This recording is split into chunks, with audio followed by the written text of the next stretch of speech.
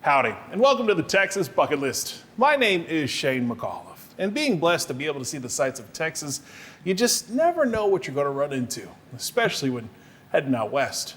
That was exactly the case during our latest trek to the Petroplex, where we discovered a stony site that soars into the skies of Odessa.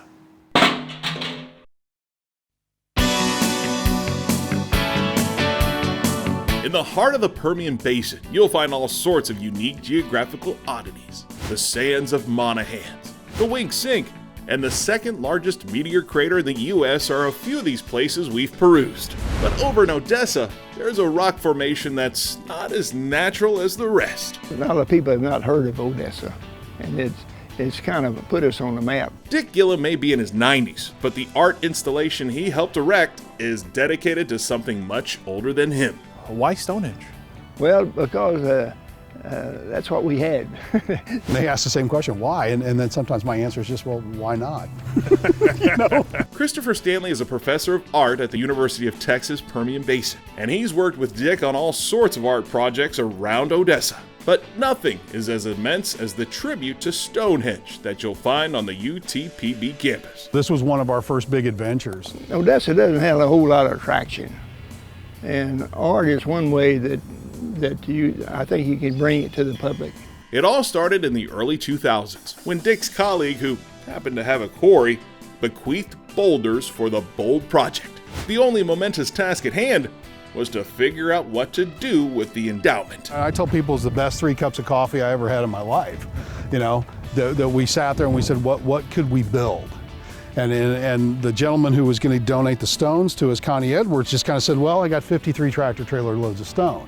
And then, you know, and your first instinct is go, well, how big's the stone? He said, oh, between 80,000 and 30,000 pounds a piece. And you're like, yeah, what are we going to do? And I think Dick and I both didn't miss a beat. We just put Stonehenge.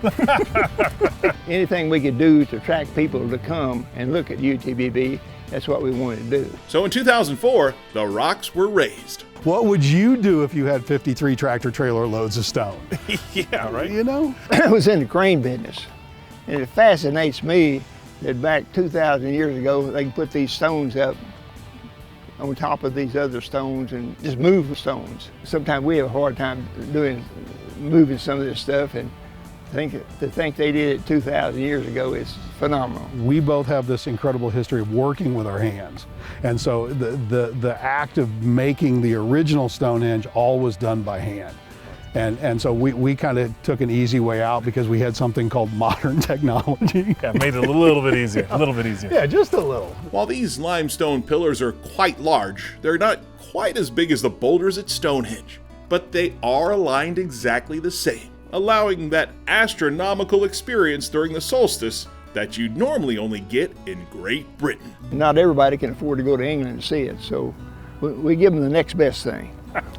At about 6:30 in the morning, the sun will start to rise, and then it'll just grace along the edge of that sighting stone and station stone on that side. Sure. And then there's a huge debate because the stone that's out there now, right, that's laying down would have stood up. Okay. And it would have probably framed the sunrise. Yeah. And so the kind of debate is whether or not people stood in here to watch it or whether they stood outside and watched it and then watched the shadows come in. Okay. Okay. And so then at that point, that's the longest day of the year. Sure. We always make sure we have fresh donuts and coffee. That's have that for the solstice. Because we're sure that at some point in the ancient Neolithic past that they had donuts Somebody and brought coffee. the Right? donuts. Yeah, Of somebody had course. to bring the donuts. Makes right? sense. Seeing the summer solstice isn't the only reason to see this site.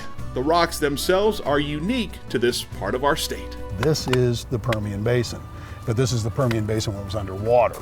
You can see the bivalve shells up there that are embedded, and then that little, we're hoping that that's a nautiloid that's poking out the little kind of dent that's up there. Sure. But a lot of this is old coral reef, right? And then the shells that are embedded in there. You're looking at some kind of a giant worm that lived in here, and this was like the pathway that the worm took. And so, you know, we're just kind of going, that must have been one heck of a worm, right? I think this is one of the most powerful ones, is when you start to see the striations of sediment.